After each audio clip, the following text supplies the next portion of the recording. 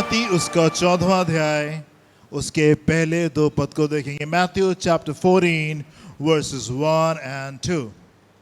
उस समय चौथाई देश के राजा जी हेरोदेस ने हाँ यीशु की चर्चा सुनी जी और अपने सेवकों से कहा, जी यह यूहन्ना बपतिस्मा देने वाला ये है, और कोई नहीं, यूहन्ना बपतिस्मा देने वाला है, वो मरे हुओं में से जी उठा है, मरे हुए में से जी उठा है, इसलिए उससे सामर्थ्य के काम इसलिए प्रकट होते हैं। उसके से सामर्थ्य के कार्य जो हैं वो प्रकट होते हैं। मेरे प्रियो, नशे में डूबे हुए लोग, ड्रंक विथ वाइन, नशे में डूबे हुए लोग, आजकल आप संसार में लोगों से मिले, लोगों से बातचीत करें, बड़ा ज्ञान है लोगों के पास में, हर चीज के विषय में उनके पास में ढेर सारा ज्ञान है। व्हाट्सएप यूनिवर्सिटी से बड़ी उन्होंने पढ़ाई करके रखी हुई है, और यूट्यूब के वीडियोस और ये सीरियल वो सीरीज और ढेर सारे ज्ञान को प्राप्त करके यू टॉक टू पीपल, आप लोगों से बात करें, बड़ा ढेर सारा ज्ञान उनके पास से बह रहा होता है। बड़ी चीजें उनको पता है, वो बातें पता है जो आवश्यक हैं, एंड वो बातें भी पता है जिनसे उनका कोई लेना देना नहीं, बड़े ज्ञान से भरे हुए लोग हैं। और वहीं आप उनसे उन बातों को पूछिए जो जीवन में सबसे महत्वपूर्ण है, उनके बारे में कुछ नहीं पता, बड़े ज्ञान से भरे हुए हैं। ये अगर आप उनसे उन सवालों के बारे में पूछें जो सबसे महत्वपूर्ण है, आप उनसे पूछें परमेश्वर के बारे में, परमेश्वर के वचन के बारे में, परमेश्वर की इच्छा के बारे में, परमेश्वर के उद्देश्य के बारे में, you talk to them about God, आप उनसे परमेश्वर के बारे में बातचीत करें, कुछ नहीं आता है, कुछ नहीं मालूम है, ढेर सारे ज्ञान से हम भरे हुए हैं, पर जो हमारा ज्ञान परमेश्वर के प्रति है वो बहुत संकुचित है, बहुत छोटा सा है, और कई बार बहुत गलत ज्ञान के साथ में हम चल रहे होते हैं। पर दुख की बात यह है कि कई बार कलीसिया में भी हम इन बातों को पाते हैं, कई बार हम कलीसिया में भी हम इन बातों को पाते। इतने साल प्रभु के साथ में चलने के बावजूद भी, ढेर सारे आश्चर्य कर्मों को अपने जीवन में अनुभव करने के बावजूद भी, ढेर सारी गवाहियों को अपने जीवन में अनुभव करने के बावजूद भी, कई बार हमारा नजरिया जो परमेश्वर के प्रति होता है, हमारी सोच जो परमेश्वर के प्रति होती है, हमारी सोच जो और चीजों के प्रति होती है, वो बड़ी अजीब सी होती है, बड़ी अजीब सी होती है। और हम कई बार कुछ जीवनों को देख करके सोच रहे होते, प्रभु क्या ये वो लोग हैं जो इतने साल से आपके साथ में चल रहे हैं? कई बार कुछ बातें जब लोगों के जीवन से बाहर निकल करके आती हैं, हम लोग हैरान होते हैं, क्या ये वो जीवन है जिसमें आपने इतने बड़े बड़े काम किए थे? परमेश्वर संसार की ढेर सारी बातों के बारे में बहुत ढेर सारा ज्ञान है, but when it comes to God, जब परमेश्वर के बारे में बात आती, जब वो सवाल होते हैं जो कि सबसे ज्यादा इंपॉर्टेंट है, आपके जीवन में सबसे महत्वपूर्ण सवाल की जब बात हो रही होती है, उसके बारे में हमको नहीं मालूम है। यहां पे एक राजा है, उसका नाम हेरोदेस है, और ये यहाँ पे राज इसलिए नहीं कर रहा है क्योंकि ये बड़ा काबिल है, यहाँ पे इसलिए बैठा है क्योंकि ये दाऊद का वंशज है। ये इसलिए नहीं बैठा है कि बड़ा काबिल है, ये इसलिए बैठा है क्योंकि परमेश्वर ने दाऊद से वायदा किया था कि तुम्हारी संतान ही गद्दे के ऊपर बैठेगी, और इसलिए यहाँ पे बैठा हुआ है। इतने बड़े पद के ऊपर बैठने के बावजूद भी, इस्राएल का राजा होने के बावजूद भी, इसका ज्ञान परमेश्वर के बारे में कितना सीमित है। और कह रहे नहीं नहीं ठीक है, मुझे पता है, ये यूहन्ना बपतिस्मा देने वाला, उसको मैंने मार दिया था, ये वही पुनर्जीवित हो गया है, और इसलिए इतने बड़े बड़े आश्चर्य कर्म दिखा रहा, और कोई नहीं है। थोड़े समय पहले प्रभु यीशु मसीह की पैदाइश हुई थी, 30 साल पहले प्रभु यीशु मसीह की पैदाइश हुई थी, और उस समय क्या हुआ? ये चरवाहे जो चरवाही कर रहे थे, मैदान में रह करके रात में भेड़ों की रखवाली करते, स्वर्गदूत उनके पास में आते हैं और उनसे कहते हैं, तुम्हारे लिए हम बड़े आनंद का सुसमाचार लेकर के आए, तुम्हारे लिए आज दाऊद के नगर में एक उद्धार करता जन्मा है, और वो कृष्ण प्रभु है। ये लोग चरवाहे थे और यहाँ पे भेड़ों की रखवाली कर रहे थे, and they had a revelation from God, और उनके पास में परमेश्वर के पास से संदेश पहुंचा, प्रकाशन पहुंचा कि ये जाओ और जा करके उसको सिजदा करो, जो पैदा हुआ है वो राजाओं का राजा है, वो प्रभुओं का प्रभु है, और वो तुम्हारे लिए, संसार के लिए उद्धार को लेकर के आएगा। अपने तमाम चीजों को छोड़ करके वो जाते हैं और जा करके उस बालक को सिजदा करते हैं। वहीं पे जिस देश का ये राजा है, उस देश में 30 साल पहले जब यीशु मसीह की पैदाइश हुई, स्वर्गदूत आते हैं एंड ये चरवाहो, इनके पास में परमेश्वर का संदेश पहुंचता है एंड ये उस रेवलेशन के साथ में, ये उस प्रकाशन के साथ में जाते हैं और यीशु को सजदा करके आते हैं। बहुत दूर पूरब से 3 मजूसी आते, वो जो सत्य के खोज में थे, परमेश्वर ने उनको ज्ञान दिया एंड वो परमेश्वर की रोशनी में निकल करके आते हैं और यीशु की आराधना करते हैं। हेरोदेस से आके पूछते, कहाँ है वो राजा का राजा जो पैदा हुआ है, हम उसको सिजदा करने के लिए आ रहे हैं। एंड यहाँ पे जो राजा है वो बेसुध है। यहाँ पे जो राजा है वो बेसुध है। आप मेरे साथ में एक पद को देखें, लूका उसका 2 अध्याय 25 पद से 32 पद को देखें। एक और जन है, विशेष बात यहाँ पे लिखी हुई है। ढेर सारा संसारिक ज्ञान हमारे पास में होता है, ढेर सारी चीजें हमको पता है कि ये कैसे होगा, वो कैसे होगा, इसके बारे में ज्ञान है, उसके बारे में ज्ञान है। But do you know about God my dear friends? मैं आपसे पूछना चाहता हूँ, क्या आप परमेश्वर के बारे में जानते हैं? क्या परमेश्वर का सही प्रकाशन आपके पास में? Do you know him? क्या आप उसको जानते हैं? यीशु मसीह भी पैदा हुए हैं, पहली बार माँ बाप उनको मंदिर में लेके आ रहे हैं। पढ़े क्या लिखा हुआ है, लूका उसका 2 अध्याय 25 से। जी। यरूशलेम में शमौन नामक एक मनुष्य था जी, और वो मनुष्य धर्मी और भक्त था जी, और इसराइल की शांति की बाट जो रहा था। इसराइल की शांति की बात जो रहा था, और पवित्र आत्मा उस पर था, और पवित्र आत्मा उस पर था, और पवित्र आत्मा द्वारा उस पर प्रकट हुआ, और पवित्र आत्मा उसके पर प्रकट हुआ, रहता था, ठहरा रहता था। परमेश्वर के लोग जहां कहीं भी पाएंगे, पवित्र आत्मा उनके ऊपर ठहरा रहता था। एंड ये पवित्र आत्मा जब लोगों के ऊपर ठहरा रहता था, ये उनको बुद्धि और समझ और युक्ति और पराक्रम और ज्ञान और यहोवा के भय में लेकर के चलता रहा। और पवित्र आत्मा ने उसके ऊपर ये प्रकट किया कि जब तक वह प्रभु के मसीह को देख न लेगा, जब तक के वो प्रभु के मसीह को देख नहीं लेगा, तब तक मृत्यु को ना देखेगा, तब तक के मृत्यु को नहीं देखेगा। मैन, वाह!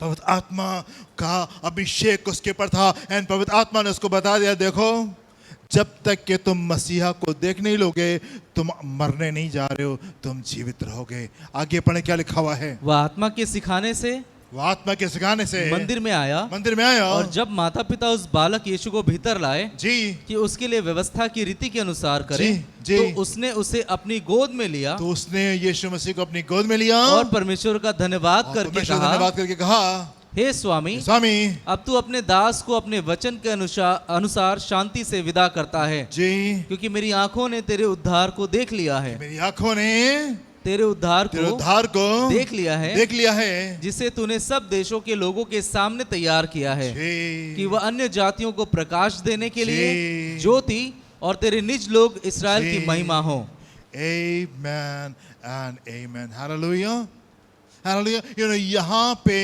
हम देख रहे हैं एक जन, अभी यीशु मसीह की पैदाइश हुई है, अभी कुछ दिन के हैं, पहली बार माता पिता उनको मंदिर में लेकर के आए हैं एंड यहाँ पे क्या हो रहा है, एक जन परमेश्वर ने उसको कह रखा था, यस, जब तक कि तुम मसीहा को देख नहीं लोगे, तुम नहीं मरने पाओगे। और जैसे यीशु मसीह मंदिर में आते हैं, परमेश्वर का आत्मा इसको बताता है और पवित्र आत्मा के द्वारा सिखलाया हुआ ये मंदिर में प्रवेश करके उस बच्चे को अपने गोद में लेता है और कहता है, प्रभु आपका धन्यवाद, आपने अपने वचन को पूरा किया। कई बार हम बहुत करीब होते हैं और हमें मालूम ही नहीं होता है। यहाँ पे ये लोग हैं जिनके पास में प्रकाशन पहुंचा, जिनको प्रभु ने बता दिया कि सही क्या है और गलत क्या। आप एक और पद को मेरे साथ में देखें, यूहन्ना उसका 6 अध्याय 67 से 69 पद को देखेंगे, 67 to 69, John 6 तब यीशु ने उन 12 से कहा, अब यीशु ने उन 12 से कहा, क्या तुम भी चले जाना चाहते हो? तुम भी चले जाना चाहते हो? शमौन पतरस ने उसको उत्तर दिया, जी, हे प्रभु, हम किसके पास जाएं? हम किसके पास जाएं? अनंत जीवन की बातें तो तेरे ही पास हैं। जीवन की बातें तो तेरे ही पास हैं। और हमने विश्वास किया और जान गए हैं कि परमेश्वर का पवित्र जन तू ही है। परमेश्वर का पवित्र जन तू ही है। राजा हेरोदेस को, जो कि चौथाई हिस्से के ऊपर राज करता था, जब उसको यीशु की चर्चा बताई गई, क्या बताया गया यीशु के बारे में? लोगों ने क्या बताया होगा उसको यीशु के बारे में? यीशु की चर्चा सुनता क्या उसको बताया गया होगा? ये बताया होगा, हेरोदेस, अंधे देखते हैं, गूंगे बोलते हैं, लंगड़े चलते हैं, कोढ़ी शुद्ध होते हैं, मृतक जो है जीवित हो रहे हैं, समथिंग स्ट्रेंज इज हैपनिंग, कुछ विशेष हमारे बीच में घट रहा है। एंड इन तमाम बातों को सुन करके हेरोदेस, ये वो लोग जो नशे में डूबे हुए हैं, जो देखते हुए नहीं देखते, जो सुनते हुए नहीं सुनते, जो समझते हुए नहीं समझते, कह रहा नहीं, अरे ये तो यूहन्ना बपतिस्मा देने वाला है, इसको मैंने मार दिया था, ये पुनर्जीवित हो गया और इसलिए ऐसे ऐसे चमत्कार को आ करके दिखा रहा है। कई बार हम इतने निकट होने के बावजूद भी बहुत दूर होते हैं, इतने निकट होने के बावजूद भी बहुत दूर होते हैं, क्योंकि परमेश्वर का, पवित्र आत्मा का प्रकाशन हमारे जीवन में नहीं होता, रेवलेशन उसका हमारे जीवन में नहीं होता, और हम अलग अलग तरीके से चीजों को सोच रहे थे। पतरस यहाँ पे प्रभु यीशु मसीह से कह रहा है, प्रभु यीशु मसीह ने कुछ ऐसा बोला, भीड़ के समझ में नहीं आया, सारी भीड़ यीशु को छोड़ के चली गई। तो यीशु मसीह अपने चेलों की तरफ मुड़ते हैं और उनसे कहते हैं, तुम भी चले जाओ, तुम भी चले जाओ। पतरस कहता है, प्रभु आपको छोड़ के कहाँ जाएं?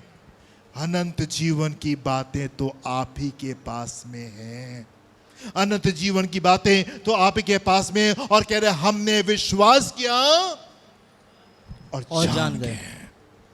हमने विश्वास किया है और हम जान गए हैं कि परमेश्वर का पवित्र तू ही है। परमेश्वर का पवित्र हमने विश्वास किया और हम इस बात को जान गए हैं।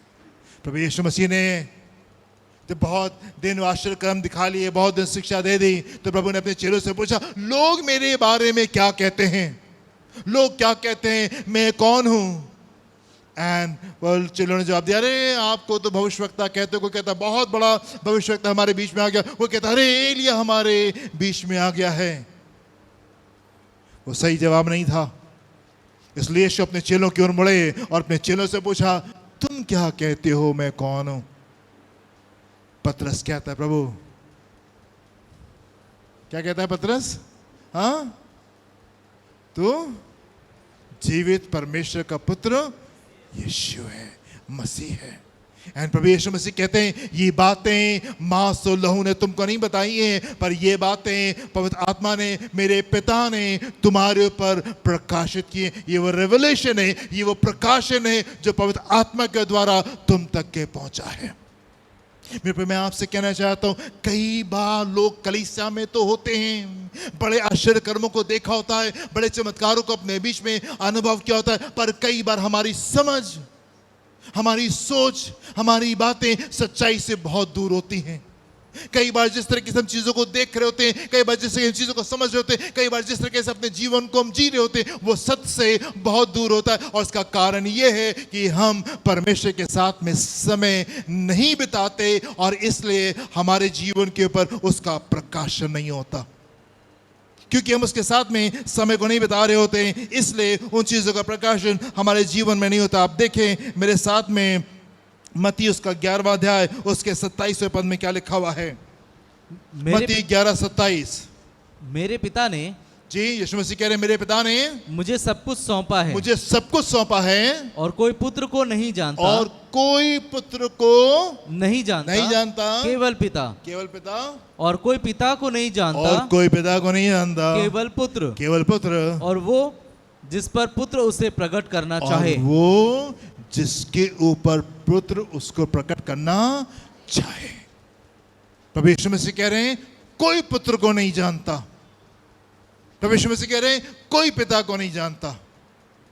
पिता को पुत्र जानता है और पुत्र को पिता जानता है, और कोई नहीं जानता, या सिर्फ वो लोग जिनके ऊपर परमेश्वर उसका प्रकाशन देते हैं।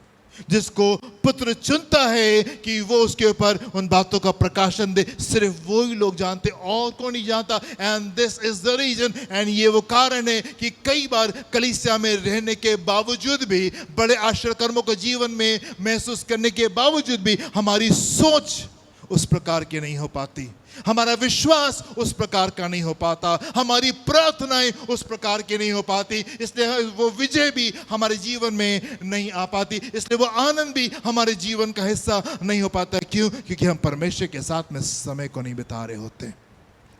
बिग प्रॉब्लम, बड़ी दिक्कत कलीसिया के साथ में क्या है? हम परमेश्वर के साथ में समय नहीं बिताते, एंड इसलिए हमारे बीच में कोई प्रकाशन नहीं है परमेश्वर का, एंड इसलिए हमारी सोच गड़बड़ है, इसलिए हमारा विश्वास में दिक्कत है, इसलिए हमारी प्रार्थनाओं में दिक्कत है, और इसलिए हमारे जीवन के आश्चर्य कर्मों में भी, हमारी जीवन की आशीषों में भी दिक्कत है। Because we do not see things properly, क्योंकि हम चीजों को सही प्रकार से नहीं देख पा रहे थे। ढेर सारा संसारिक ज्ञान है, ढेर सारी संसारिक की चीजों को हम जानते, उन बातों को भी जानते हैं जो कि अनावश्यक है, लेकिन वो बातें नहीं जानते जो हमारे जीवन के लिए आवश्यक है।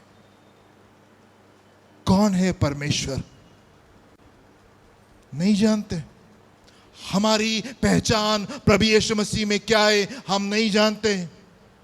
वो हमारे लिए क्या कुछ करने को तैयार है, हम नहीं जानते। आपकी प्रार्थनाएं किस बड़े परिवर्तन को लेकर के आ सकती, हम इन बातों को नहीं जानते। बुनियादी बातों में हम गड़बड़ी को आ करके कर रहे होते हैं। परमेश्वर के वचन में चलें और देखें उन लोगों को जो उनके पास में सही प्रकाशन था, कैसे उन्होंने परमेश्वर के ऊपर विश्वास किया और कैसे बड़े काम उनके जीवन में होने पाए।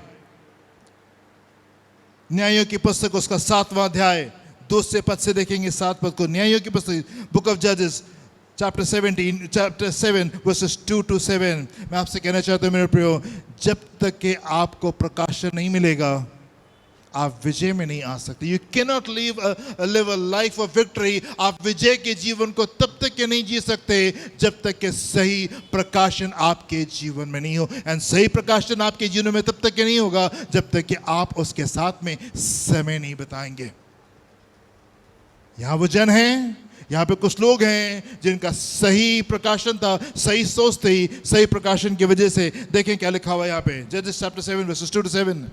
तब यहोवा ने गिदोन से कहा, जो लोग तेरे संग हैं जी, वे इतने हैं जी कि मैं मिद्यानियों को उनके हाथ नहीं कर सकता। हाँ। नहीं तो इस्राएल यह कहकर मेरे विरुद्ध अपनी बड़ाई मारने लगेंगे जी कि हम अपने ही भुजबल के द्वारा बचे हैं जी। इसलिए तू जाकर लोगों में ये प्रचार करके सुना दे, जी, जो कोई डर के मारे थरथराता हो, वो गिलाद पहाड़ से लौटकर चला जाए। तब 22,000 लोग लौट गए और केवल 10,000 रह गए। नाउ यहाँ पे मिद्यानियों के खिलाफ में एक बड़ा आवश्यक युद्ध है। परमेश्वर ने गिदोन को चुना है कि गिदोन तुम इस युद्ध को जाकर के लड़ोगे। मिद्यानी बहुत समय से आकर के इस्राएलियों को परेशान करते रहे, झुंड के झुंड आते थे, बिल्कुल टिड्डियों के समान आते थे, और जो कुछ इनका था सब लूट करके लेकर के चले जाते थे। परमेश्वर ने यहाँ पे गिदोन को खड़ा किया, तुम खड़े हो और जाकर के युद्ध को लड़ो। उसने लोगों को इकट्ठा किया, 33,000 लोग, 32,000 लोग जो थे वो जमा हुए। ठीक है, हम युद्ध को लड़ेंगे। परमेश्वर ने कहा ये बहुत ढेर सारे लोग हैं, इनके साथ में मैं विजय नहीं दूंगा। अगर मैं इनके साथ में विजय दूंगा तो लोग कहेंगे कि हमने अपनी ताकत से युद्ध को लड़ा है, इनको कम करो। और गिदोन जाके कहता है कि अगर आप में से जितनों को डर लग रहा है वो वापस चले जाइए। 32,000 में से 22,000 लोग डर के मारे घर चले गए, भाई हमको डर लग रहा है। ऐसा भयानक युद्ध था कि 32,000 लोगों में से 22,000 को डर लगा और 22,000 घर को चले गए, सिर्फ 10,000 बचे। आगे पढ़े क्या लिखा हुआ है। फिर यहोवा ने गिदोन से कहा, जी, अब भी लोग अधिक हैं, उन्हें सोते के पास नीचे ले चल, जी, वहां मैं उन्हें तेरे लिए परखूंगा, जी, और जिसके विषय में जी मैं तुझसे कहूँ या तेरे संग चले वह तो तेरे संग चले, और जिसके विषय में कहूँ या तेरे संग ना जाए वो ना जाए। वो नहीं जाएगा। तब वह उनको सोते के पास नीचे ले गया जी। वहां यहोवा ने गिदोन से कहा जी। जितने कुत्ते के समान जीभ से पानी चपड़ चपड़ करके पिए जी, उनको अलग रख, उनको अलग कर। और वैसा ही उन्हें भी जो घुटने टेक कर पिए। जी। जिन्होंने मुख में हाथ लगाकर चपड़ चपड़ करके पानी पिया, हाँ। उनकी तो गिनती 300 ठहरी। जी। और बाकी सब लोगों ने घुटने टेक कर पानी पिया। जी। तब यहोवा ने गिदोन से कहा इन 300 चपड़ चपड़ करके पानी पीने वालों के द्वारा जी मैं तुमको छुड़ाऊंगा और मिद्यानियों को तेरे हाथ में कर दूंगा, मिद्यानियों को तुम्हारे हाथ में कर दूंगा और अन्य सब लोग अपने अपने स्थान को लौट जाएं। अपने स्थान को लौट जाएं। सुनाओ यहाँ पे क्या, एक बड़ी सेना सामने खड़ी है। बड़ी मुश्किल से गिदोन ने लोगों को आके इकट्ठा किया। 32,000 लोग खड़े इकट्ठा हुए और 32,000 में से 22,000 डर के मारे चले गए और बाकी जो 10,000 बचे उसमें से 9,700 लोगों को परमेश्वर ने कहा तुम वापस चले जाओ। सिर्फ 300 लोग बचे और गिदोन से कहा गिदोन अब तुम और ये 300 लोग जाकर के लड़ेंगे और बड़ी विजय आ जाएगी। अगर आप वहां पे होते तो आप क्या कहते? अगर आप गिदोन की जगह होते या आप उन 300 लोगों में होते और आप बड़ी भीड़ को देख रहे होते हैं, 31,700 लोगों को लौटते देखते और 300 बचते तो आप किधर जाते? आप किधर जाते? दिक्कत किस बात की है? ये बहुत आवश्यक है मेरे प्रियो, ये सबक बहुत आवश्यक है। हारा हुआ जीवन हमारा इसलिए, आंसू का जीवन हमारा इसलिए, दिक्कतों का जीवन हमारा इसलिए क्योंकि हम परमेश्वर के साथ समय नहीं बिताते। एंड क्योंकि हम समय नहीं बिताते इसलिए सही प्रकाशन हमारे जीवन में नहीं है, सही रेवलेशन हमारे जीवन में नहीं है और इसलिए हमारे जीवन में वो विजय भी नहीं है। आज जो दिक्कतें हम कलीसिया के साथ में देख रहे हैं वो इसीलिए देख रहे हैं क्योंकि हमारी सोच में दिक्कत है, हमारे सोच में, हमारे तौर तरीकों में दिक्कत है। क्यों? क्योंकि हम परमेश्वर के साथ में समय नहीं बिता रहे होते हैं। जहां पे एक परमेश्वर का जन है अपने सामने वो 31,700 लोगों को वापस लौटते देख रहा है एंड वो आगे बढ़ रहा है। क्यों? क्योंकि उसको मालूम है परमेश्वर मेरे साथ में। बस प्रभु इन 300 लोगों में से भी बोलेंगे कि सबको जाने दो, गिदोन तुम 3 लोगों के साथ में आगे जाओगे तो मैं 3 लोगों के साथ में आगे जाऊंगा और विजय हमको मिलेगी क्योंकि विजय रथों और घोड़ों से नहीं आती, विजय यहोवा की तरफ से आती है। आमीन। हम अपनी चीजें काउंट नहीं करते हमारे पास में क्या है और हम जाकर के इसका से लड़ पाएंगे, नहीं। हम बस ये देखते हैं क्या प्रभु हमारे साथ में है कि नहीं। अगर प्रभु हमारे साथ में है तो विजय हमारे जीवन का हिस्सा है। कौन हमारे साथ में खड़ा है और कौन हमारे साथ में नहीं खड़ा है, हमारा विरोधी कितना कमजोर है और कितना जोरावर है, ये आवश्यक नहीं है। आवश्यक ये है कि आप जानते हैं कि आपको अपना परमेश्वर आपके पास में दिखाई दे रहा है, क्या आपको दिख रहा है कि वो आपके साथ में खड़ा हुआ है। यदि वो आपको दिख रहा है कि वो आपके साथ में खड़ा हुआ है, यदि आपने उससे सुन लिया है, फिर मैं आपसे कहना चाहता हूं विजय आपको मिल जाएगी। Here is a man of God, यहाँ पे परमेश्वर का जन है जिसने स्पष्टता के साथ में परमेश्वर से सुन लिया और आगे बढ़ गया और बड़ी विजय आ गई जो कि आज भी हमको उत्साहित करती। इतने सालों से जिसने कलीसिया को उत्साहित किया है और आज भी ये गवाही लोगों को उत्साहित करती है। हालेलुया। संसारिक सोच, अरे प्रभु इतने लोग जा रहे हैं कैसे लड़ेंगे, ये तो डर जाएंगे, ये 300 लोग कैसे लड़ेंगे, हम नहीं जा रहे, प्रभु किसी और को चुन लीजिए, हम नहीं करने जा रहे। सही प्रकाशन के जीवन में आवश्यकता है। देखिए मेरे साथ में एक्सोडस निर्गमन 14वां अध्याय 15-16 पद, 21-22 पद। निर्गमन 14, एक्सोडस 14 तब यहोवा ने मूसा से कहा, जी तब यहोवा ने मूसा से कहा तू क्यों मेरी दुहाई दे रहा है? क्यों मेरी दुहाई दे रहा है? इसराइलियों को आज्ञा दे, इसराइलियों को आज्ञा दे कि यहाँ से कूच करें, यहाँ से कूच करें और तू अपनी लाठी उठाकर, अपना हाथ समुद्र के ऊपर बढ़ा, अपना हाथ समुद्र के ऊपर बढ़ा और वो 2 भाग हो जाएगा, और वो 2 भाग हो जाएगा। तब इसराइली समुद्र के बीच होकर जी स्थल पर चले जाएंगे। जी तब मूसा ने अपना हाथ समुद्र के ऊपर बढ़ाया, 21-22 पद जी। और यहोवा ने रात भर प्रचंड पुरवाई चलाई जी, और समुद्र को 2 भाग करके जल ऐसा हटा दिया जी, जिससे उसके बीच सूखी भूमि हो गई। सूखी भूमि हो गई। तब इस्राएली समुद्र के बीच जी, स्थल ही स्थल पर होकर चले और जल उनकी दाहिनी ओर और बाईं ओर दीवार का काम देता था। और दीवार का काम कर रहा था। मैन, वाह, ये कहानी सुनने में बड़ी अच्छी लग रही है, पर यदि आप वहां पे मौजूद होते, समुंदर सामने, और परमेश्वर कह रहे हैं तुम मुझसे क्यों पूछ रहे हो, मैं तुमको पहले बता चुका हूं, लोगों से कहो आगे बढ़े। कहां आगे बढ़े प्रभु? समुंदर में। कहां आगे बढ़े प्रभु? हम लोग आ रहे थे, आपको तो पहले से मालूम था, पहले से पुल तैयार करके रखते, यहाँ से बिल्कुल एक हाईवे बना होता और सट से हम लोग यहाँ से वहां तक निकल जाते। आपके लोग हैं, आप तो सब कुछ कर सकते, आपने कहा और सब कुछ हो गया, पहले से तैयार कर देते मार्ग को, कितना अच्छा होता।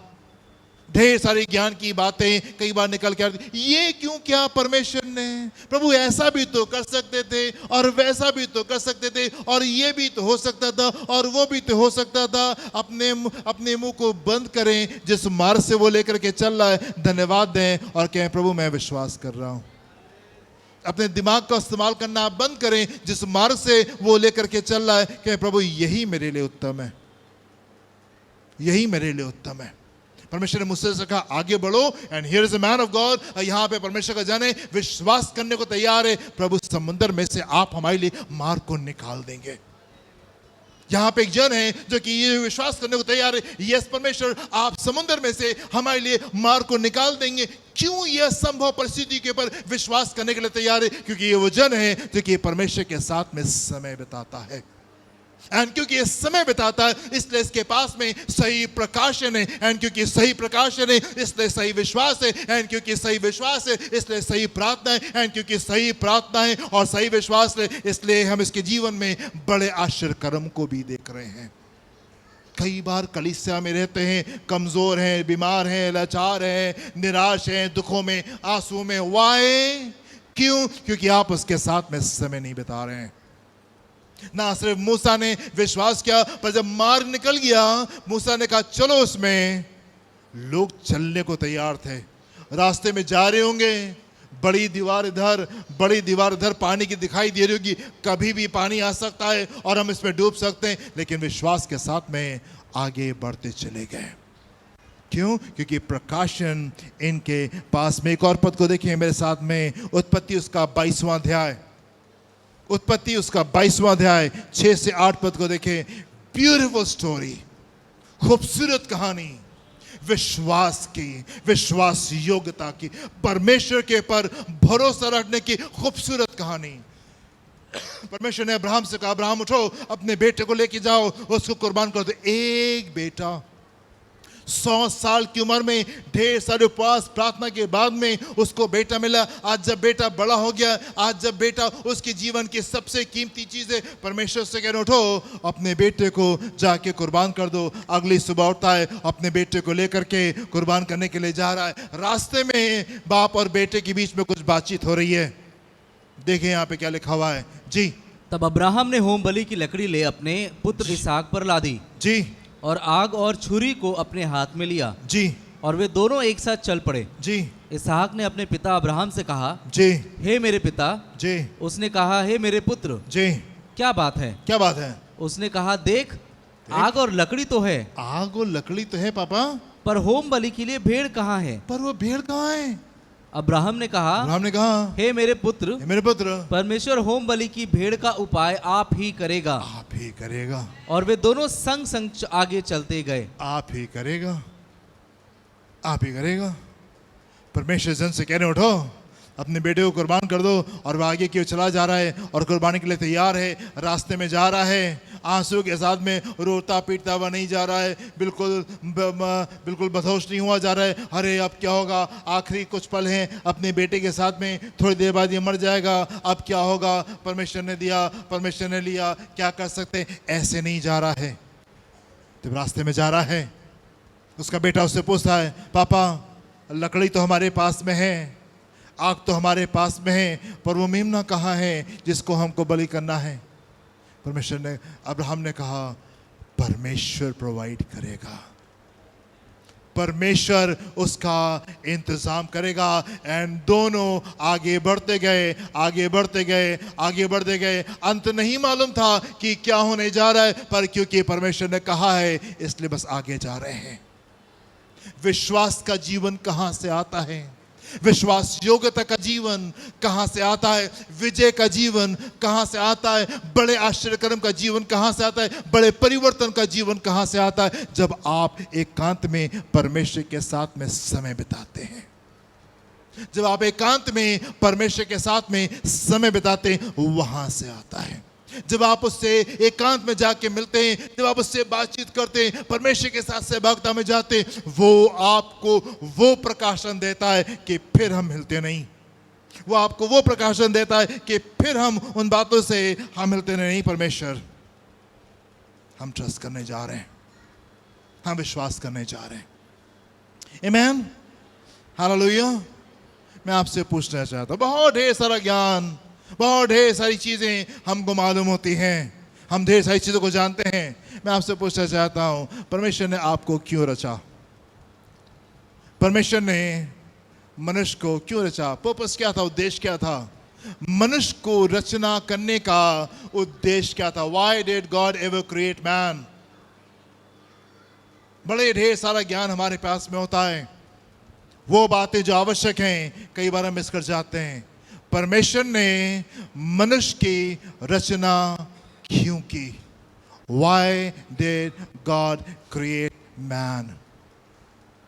4 मुख्य रीजन, 4 मुख्य कारण जिसकी वजह से परमेश्वर ने मनुष्य को बनाया। नंबर 1 रीजन जिसके लिए परमेश्वर ने मनुष्य को बनाया, वो सहभागिता थी, फेलोशिपिंग विद गॉड। परमेश्वर ने मनुष्य को इसलिए बनाया ताकि वो उसके साथ में सहभागिता करने पाए। नंबर 2 रीजन, परमेश्वर ने मनुष्य को इसलिए बनाया ताकि हम बगीचे का ख्याल रख सके, taking care of the garden, इस बगीचे का ख्याल करने पाए। तीसरी चीज, परमेश्वर ने मनुष्य को इसलिए बनाया ताकि वो फलवंत होने पाए, ताकि मनुष्य इस पृथ्वी के ऊपर फलवंत होने पाए और आगे बढ़ने पाए। एंड चौथा रीजन परमेश्वर का मनुष्य को बनाने का, और वो ये था कि वो राज करने पाए, कि वो राज करने पाए।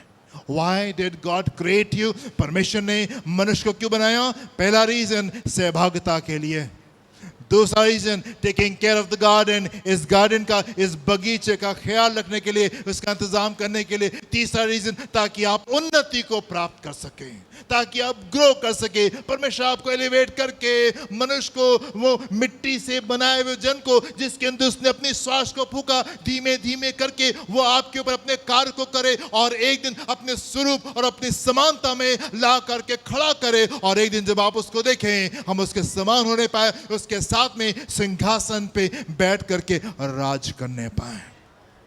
To be fruitful and to rule, राज करने के लिए। पहला रीजन सहभागिता। पहला कुरिन्थियों पहला अध्याय 9वां पद, 1 Corinthians chapter 1 verse 9।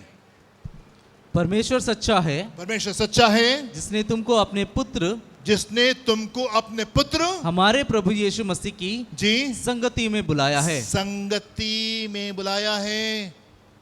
Why did God create you? परमेश्वर ने आपको क्यों रचा? यहाँ पे क्या लिखा हुआ है? परमेश्वर सच्चा है जिसने तुमको अपने पुत्र हमारे प्रभु यीशु मसीह की संगति में बुलाया है। किस बात के लिए बुलाए गए हैं? किस बात के लिए बुलाए गए हैं? किस बात के लिए कलीसिया में बैठे? परमेश्वर के साथ संगति रखने के लिए। Are you listening, church? आप सुन रहे हैं? आप यहां पे क्यों हैं? परमेश्वर ने मनुष्य को क्यों रचा? इसलिए रचा ताकि वो परमेश्वर के साथ में संगति रखने पाए। कितने लोगों की संगति है उसके साथ में? हम कहते हैं परमेश्वर सुन लेते हैं, परमेश्वर कहते हैं हम सुन लेते हैं, राइट? वो हमारी मनोकामनाओं को पूरी करता है, हम उसकी इच्छा में चलते हैं। जब वो कहता है उठो, हम उठ जाते हैं। जब वो कहता है बैठो, हम बैठ जाते हैं। जब वो कहता है प्रार्थना करो, हम प्रार्थना करते हैं। जब वो कहता है ये करो, हम इस काम को कर रहे होते हैं। कितने लोगों की संगति उसके साथ में है? Do you fellowship with God? परमेश्वर ने आपको अपनी निकटता में आने का अवसर क्यों दिया है? इसलिए दिया है ताकि आप उसके साथ में, उसके बेटे के साथ में संगति करने पाए। Purpose of man, मनुष्य का बनाए जाने का उद्देश्य क्या है? आप परमेश्वर के साथ में संगति में आने पाए। फिर परमेश्वर ने कहा आओ हम मनुष्य को अपने स्वरूप अपनी समानता में बनाए, और उसने अपने स्वरूप अपनी समानता में उसने मनुष्य को बनाया। उसने मनुष्य को बनाया। जब उसने जानवर बनाए तो कैसे बनाया? मेल एंड फीमेल जानवर बना दिए। पर जब उसने मनुष्य को बनाया तब मनुष्य को उसने नर और नारी करके नहीं बनाया, उसने मनुष्य को बनाया। और फिर कुछ दिनों बाद में उसको लगा अरे नहीं, मनुष्य का अकेला रहना ठीक नहीं है, मुझे उसके लिए स्त्री भी बनानी चाहिए, एक साथी बनाना चाहिए। परमेश्वर भूल गया था, उसको मालूम नहीं था, उसको समझ में नहीं आया। उसको लगा मनुष्य को बना दिया ये खुश रहेगा, पर जब देखा खुश नहीं है तो उसके लिए उसने स्त्री को बना दिया। ऐसा ना ना ना, he is a perfect God, वो सिद्ध परमेश्वर है। आपको मालूम परमेश्वर ने जब मनुष्य को बनाया तो उसको नर और नारी करके क्यों नहीं बनाया? आपको मालूम क्यों? कोई बता सकता है? Anybody here? एक अच्छा सवाल। जब परमेश्वर ने आदम को बनाया, मनुष्य को बनाया, उसको नर और नारी करके क्यों नहीं बनाया? उसको सिर्फ ये ऐसा क्यों बना दिया और बाद में नर और नारी अलग क्यों किया उसने? व्हाई? क्योंकि परमेश्वर ने मनुष्य को अपने स्वरूप और अपनी समानता में बनाया। परमेश्वर नर नहीं है, परमेश्वर नारी नहीं है, वो कंप्लीट है, अपने में सिद्ध है, वो अपने में सिद्ध है। एंड इसलिए जब उसने मनुष्य को बनाया उसने अपने स्वरूप और समानता में बनाया। जैसा वो है वैसा उसने बनाया, कंप्लीटनेस में उसने उसको बनाया। एंड देन जब उसने देखा नहीं ये अकेला है, तब परमेश्वर ने उसी में से, मनुष्य में से, आदम में से उसने नर और नारी को अलग कर दिया ताकि साथ में रह करके संगति करने पाए। आपको मालूम पति पत्नी में तो झगड़े क्यों होते हैं? हाँ, क्योंकि कुछ बातें इधर है, कुछ बातें उधर है, हैं? जो इधर नहीं है वो उधर है, और जो उधर नहीं है वो उधर है। आदम में से उसने हवा को निकाल करके बना दिया। कुछ बातें इधर हैं और कुछ बातें इधर हैं, इसलिए कई बार इधर की बातें उधर नहीं समझ में आ रही होती और उधर की बातें इधर नहीं समझ में आ रही होती हैं। आप समझ रहे हैं बात को? परमेश्वर ने आदम को कैसे बनाया? अपने स्वरूप और अपनी समानता में बनाया। एंड शाम के समय, ठंडक के समय में एवरी डे परमेश्वर आते थे और आदम के साथ में और हवा के साथ में बैठते थे और उनके साथ में बातचीत करते थे और संगति को करते थे। Why did God create man? परमेश्वर ने मनुष्य को क्यों बनाया? संगति के लिए बनाया गया। सबसे पहला रीजन आपको जो रचा गया है वो इस कारण से रचा गया ताकि आप परमेश्वर के साथ में संगति करने पाए। आप इसलिए नहीं संसार में रचे गए हैं कि आप जा करके शराब पिएं, आप गालियां बकें, आप झगड़े करें, आप नशे की चीज़ों करें, आप गंदे गंदे पाप में अपने आप को डुबो दें जा करके, और हर वो चीज़ जो गंदी है उसमें आप जाके पार्टिसिपेट करें और उन चीज़ों को जा करके आप टीवी के ऊपर और वीडियो में जा करके देखें। परमेश्वर ने आपको इस तरह रचा है ताकि आप उसके साथ में सहभागिता करने पाएं। कितने लोग खुश है कि आज वो आए? हाँ, जो लोग नहीं आए उनके लिए प्रार्थना कीजिएगा, ये संदेश उनके लिए जरूरी था। आमीन, हालेलुया। जिस समय यीशु मसीह ने क्रूस के ऊपर बलिदान दिया, आपको मालूम उस समय क्या हुआ? मंदिर का पर्दा फट गया। वो मंदिर का पर्दा जो कि लोगों के बीच में और अति पवित्र स्थान के बीच में रहता था कि ये आम जनता अति पवित्र स्थान में दाखिल नहीं हो सकती थी, प्रभु ने इस दूरी को दूर कर दिया। अब हम अति पवित्र स्थान में दाखिल हो सकते और हमेशा उसके साथ में रह सकते हैं। वो दूरी उसने खत्म कर दी, वो दूरी खत्म हो गई सहभागिता के लिए। तभी यीशु मसीह ने कहा, मैं जाता हूं ताकि मैं तुम्हारे लिए जगह को तैयार करूं, और यदि जाता हूं तो मैं लौट के आऊंगा और तुमको अपने साथ में ले जाऊंगा, ताकि जहां मैं रहूं वहां तुम भी मेरे। क्यों इतने पास में? क्यों प्रभु? आपके घर में आप हमको क्यों रखना मांगते हैं? हाँ, किस लिए? हाँ, अपने घर में क्यों रखना मांगते हैं? सहभागिता के लिए, फॉर फेलोशिप, फॉर फेलोशिप। हाँ, मेहमान हमारे घर में आता है, मेहमान और मछली 3 दिन के बाद में बदबू देने लगते हैं, राइट? पर बच्चे, अरे बस कब घर आएंगे, कब घर आएंगे? बच्चे अभी तक आए नहीं, कहाँ रह गया? अभी तक आए नहीं, कहाँ रह गया? आमेन, हालेलुया। क्यों? सहभागिता के लिए। मंदिर का पर्दा हट गया, क्यों? सहभागिता के लिए। मैं तुम्हारे लिए स्थान को तैयार करने जा रहा हूं, क्यों? सहभागिता के लिए। आमेन। यूहन्ना उसका 14वां अध्याय 23वें पद को देखिए, क्या लिखा है? जॉन 14:23। यीशु ने उसको उत्तर दिया, यीशु उसको उत्तर दिया, यदि कोई मुझसे प्रेम रखेगा, यदि कोई मुझसे प्रेम रखेगा, तो वो मेरे वचन को मानेगा, तो मेरे वचनों को मानेगा, और मेरा पिता उससे प्रेम रखेगा, और मेरा पिता उससे प्रेम रखेगा, और हम उसके पास आएंगे, और हम उसके पास आएंगे, और उसके साथ वास करेंगे, और उसके साथ वास करेंगे। रीड अगेन, फिर से पढ़, क्या लिखा हुआ है? यीशु ने उसको उत्तर दिया, जी, यदि कोई मुझसे प्रेम यदि रखेगा, कोई मुझसे प्रेम रखता है, यदि आप उससे प्रेम रखते तो यह बातें आपके लिए हैं जी, तो वो मेरे वचन को मानेगा, तो मेरे वचन को मानेगा, और मेरा पिता उससे प्रेम और रखेगा, मेरा पिता उससे प्रेम रखेगा, और हम उसके पास और आएंगे, हम पिता पुत्र पवित्र आत्मा हम उसके पास में आएंगे, और उसके साथ वास उसके करेंगे। साथ में वास करेंगे। जब आप अपना जीवन यीशु मसीह को दे देते हैं, पवित्र आत्मा आपके साथ में रहना शुरू कर देता है। कुछ दिनों के बाद में जब पवित्र आत्मा से आप भरे जाते हैं, पवित्र आत्मा आपके अंदर आ जाता है, परमेश्वर आपके अंदर वास करने लगते हैं। ये तुम्हारी देह पवित्र आत्मा का मंदिर है, इसलिए परमेश्वर को बाहर नहीं होना चाहिए, परमेश्वर को अंदर होना चाहिए, मंदिर के अंदर होना चाहिए, जहां पे वो वास करता है। 24 घंटे वो हमारे साथ में रहता है, चलते फिरते उठते बैठते, ढेर सारी बातें वो हमसे कहता है, ढेर सारी बातें हम उससे कहते हैं। आमेन। चलते फिरते उठते बैठते ढेर सारी बातें हम परमेश्वर से कर रहे होते हैं, एंड ढेर सारी बातें परमेश्वर हमसे आकर के कर रहे होते हैं। Hallelujah. Why did God create man? परमेश्वर ने मनुष्य को क्यों बनाया? सहभागिता के लिए। फिर हेरोदेस, जो कि चौथे राज के ऊपर अधिकार को रखता था, उसको जब यीशु की चर्चा सुनाई गई तो कहना, अरे कोई नहीं, ये तो यूहन्ना बपतिस्मा देने वाला है, ये पुनर्जीवित हो गया है ना, ये पुनर्जीवित हो गया, इसलिए इतने बड़े बड़े आश्चर्य कर्म दिखा रहा है, और कोई नहीं, कोई ध्यान देने की आवश्यकता नहीं। फिर मैं आपसे कहना चाहता हूँ, बहुत आवश्यक है, बहुत आवश्यक है कि आप परमेश्वर के साथ में समय बिताएं, ताकि वो अपना प्रकाशन आपके जीवन में लेके आए, ताकि आप बड़ी विजय को अपने बीच में अनुभव करने पाए। परमेश्वर ने आपको इसलिए बनाया है ताकि आप उससे सहभागिता करें।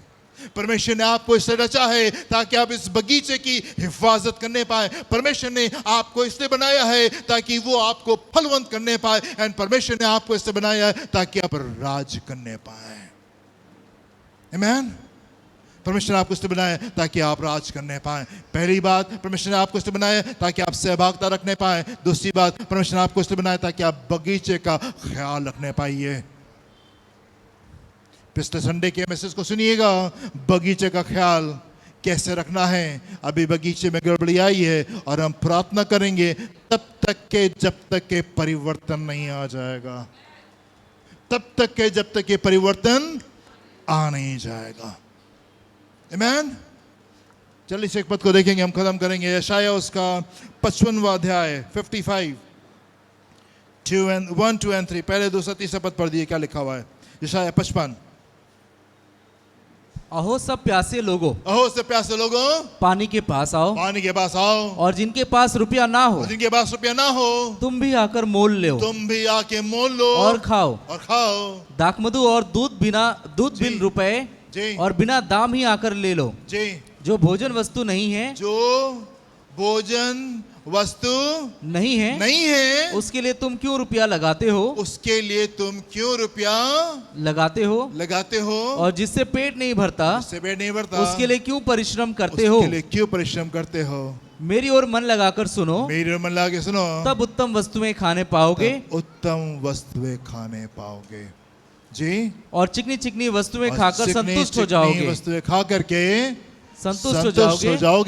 कान लगाओ और मेरे पास आओ। सुनो तब तुम जीवित रहोगे, और मैं तुम्हारे साथ सदा की वाचा बांधूंगा, अर्थात दाऊद पर की अटल करुणा की वाचा। आमेन एंड आमेन, हालेलुया। प्रिय, मैं आपको उत्साहित करूंगा कि परमेश्वर के साथ में समय बिताना शुरू करें। सिर्फ वचन पढ़ लेना काफी नहीं है, सिर्फ प्रार्थना कर लेना काफी नहीं है, सिर्फ कलीसिया में आ जाना काफी नहीं है। स्पेंड टाइम विद गॉड, परमेश्वर के साथ में एक अच्छे रिश्ते में आए और उसके साथ में समय को बिताएं। ये बुनियादी बातें हैं। ढेर सारे लोग निकटता में थे, पर उसके बावजूद भी वो बहुत दूर थे। और हो सकता है आप भी बहुत करीब हो, बड़े आश्चर्यकर्म को आपने अपने जीवन में अनुभव किया हो, पर हो सकता है आप उससे बहुत दूर। बहुत आवश्यक है कि आप उसके साथ में समय को बिताएं, आमीन, ताकि सही प्रकाशन आपके जीवन में आने पाए, ताकि बड़ी विजय आपके जीवन का हिस्सा होने पाए। प्रभु आपको आशीष दें। हम प्रार्थना करेंगे बाकी चीज